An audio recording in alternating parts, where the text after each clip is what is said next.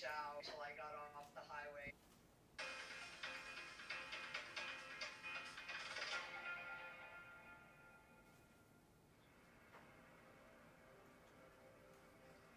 My name is Puxiao Cen. I was born in Guangzhou, China. I went to Hong Kong for the first time in 1980s, and later on in 1992, I immigrated to U.S. with family and started my residency training in 1995. After cardiology training, I moved to Orlando.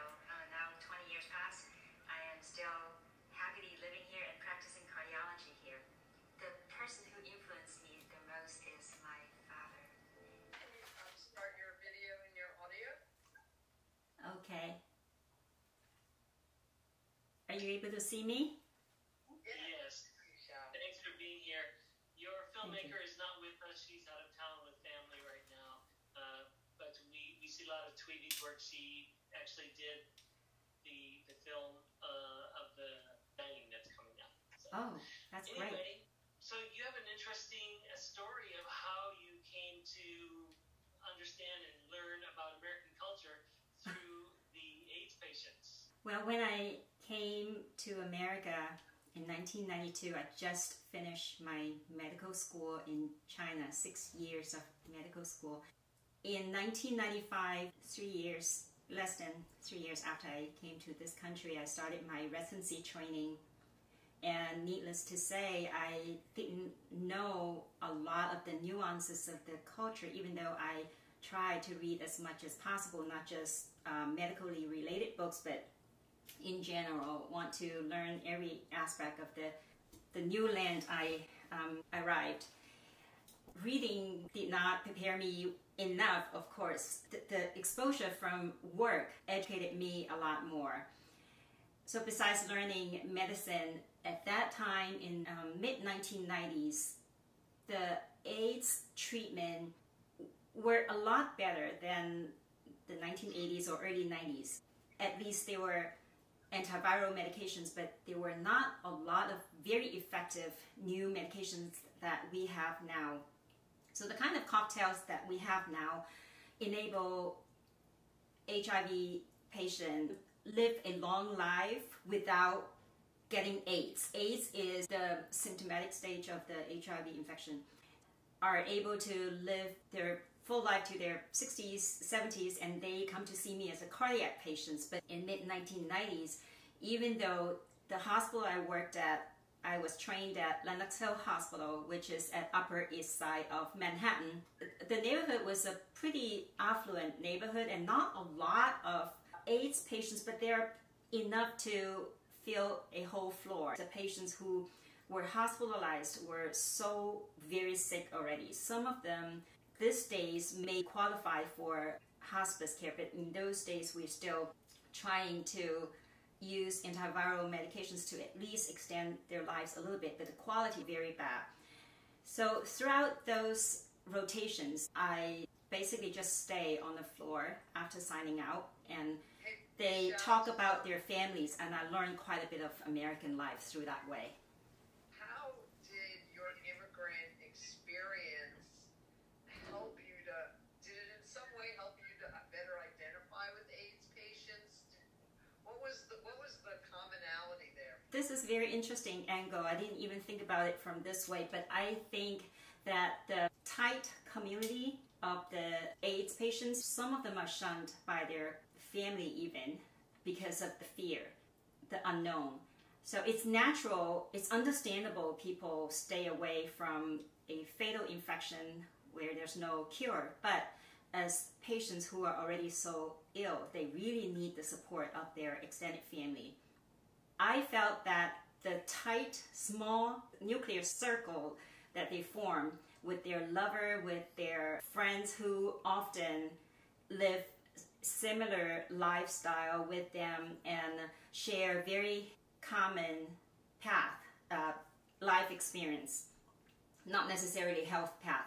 The disease bring them together, form a tighter bond. And in other area of America, I don't see this tight-knit group, but in the AIDS population, in those patients, I saw that, and just reminded me a lot of Chinese culture. I also reflect that just like two sides of the coin. When you have a very tight-knit community, sometimes it's forced. They had to be like that to support each other because they were more or less isolated. It also can create untoward effect, which is consciously they feel that there's lack of understanding anyway between them and what they perceived as outside world. Then the gulf of misunderstanding is even deeper. And it is very sad to see some patients die without reconciliation with their family or loved ones, and the illness itself bring more sorrow, which often led to anger and blame. So of course that's different from what I talked about, the family value of Chinese culture. But what I wanted to also bridge this into the downside of having a very tight-knit community is that even though you can live and work in this country where you immigrate to without problem, because this is a very, I think it's an extremely tolerant country and has a lot of different ways to help new immigrants. But if the first generation immigrants stay in the same community and sometimes having sort of superior view of their ethnic background, I don't think it's helpful. Many first generations come here as an adult, and it's understandable because of language barrier and cultural differences. They cling more toward their native culture, but if they don't try or they just stay in a comfort zone, it actually create problem in the future between them and their children. And as a doctor, I've seen generational gap that's more than just generational, it's cultural gap show up when the elderly become more dependent on their younger generation to help them, not just making decisions, but emotional support. Sure. I also think that the Asian cultures, many of them, in regard to family, really respect the elders.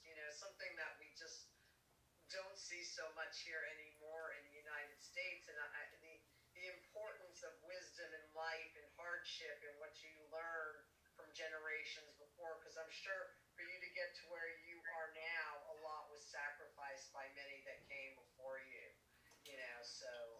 Yes, it has the historical background when generations after generation, they had to survive so many war, famines. Each dynasty's changes are always accompanied with large number of death.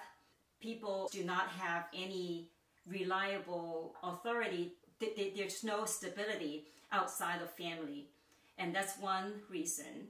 Second is that in an agricultural society, traditionally, now China is no longer, I don't think, but that tradition is formed when the knowledge is relatively stable. The 2 generations ago's knowledge about crops is still, or the soil or the weather, still applicable to today. But I think it's inevitable in China now and future, this would become softer, and that would also give more freedom of innovation for younger people too.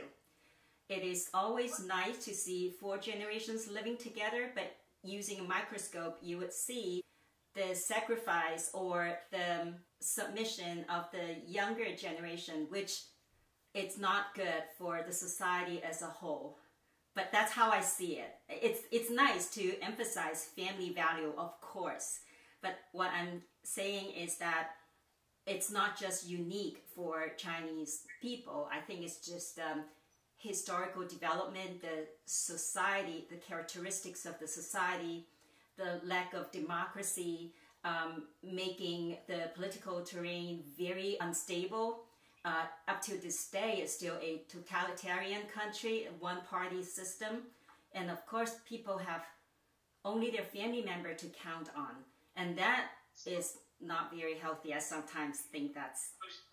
Puxiao, I love what you say. I love the tenderness and passion that you have. And I love what you're saying about family. And FusionFest really tries to do that too, as Uruhei had said, provide an opportunity for the kids to be proud of their heritage, but not in a silo kind of way, where like, you know, a community that tries to keep you just in the community and you don't go outside, those other people they're bad or they're different or whatever, but to say we're all part of this together. We have different backgrounds, but that's what's interesting, and that's what can bring us innovation as we spur each other on with new thoughts and ideas. So I appreciate your bringing that up. That's true. I echo you completely. I completely agree, Terry. That's what makes America so wonderful. The most open country. I know we also want to know, what was it like having this experience of being in a film? Suddenly a filmmaker's put together with you and go make a film. Yeah, it was not a lot of time allowed for us to prepare. Us means me and the wonderful filmmaker Tui, because she and I only talked for maybe 15 minutes when we had the Zoom meeting, all of us together, a few days prior, and then we started to film. And that weekend, since I was not on call, I tried to stay at home when I'm not on call, and we just do the whole interview at my home. And we just hit it off so well. We have very smooth communication. She has a very nice way to make me feel at ease. So we talked almost nonstop for 6 hours, except just eating lunch. And that 5 minutes was the excerpt of that 6 hours. And there were a lot more. Content is wonderful. Are you in your home right now? Yes, I just finished work. Art on the wall, you did that too, I understand, right? Yes, that's the... Well, enough that she's a talented cardiothoracic surgeon. She has to be a great artist too. I'm a cardiologist, but I love art too. So I'm going to swing my camera and let you see the 3 words. I don't know if you'll be able to see here the... Okay. The 3 words. The first is the blue and the pink one with the lotus, and the one behind me. Sorry. It is the 3 words from a very ancient poem in Tang Dynasty. Like, you know, like an aha moment. Well, it's the whole poem is a aha moment. It's saying that life is short and there are always challenges and unpredictabilities, but let's enjoy it as we have it. Well, I have one last question for you, Puxiao. As a heart doctor, you look at a lot of hearts. Can you tell if it's an Asian heart or an African heart or a gay heart? No, we are all the same. Inside, just like skeletons, we don't look that different. Although I have to say that the shape of my skull may be different from yours. I'm more of a this way and yours are this way, I think. Metabolism may be a little bit different. Sometimes the medication dosing will be a bit different, but anatomy, it looks the same to the naked eyes. But with genetic analysis, maybe there are more of personalized medicine that will be the future direction. But right now, we are the same.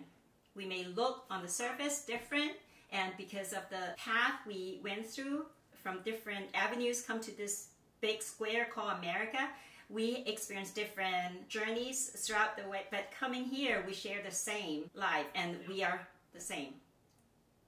Well, I don't go cutting people open, and I'm not cutting you open, but I can see your heart, and it is a wonderful heart. So thank you, Terry.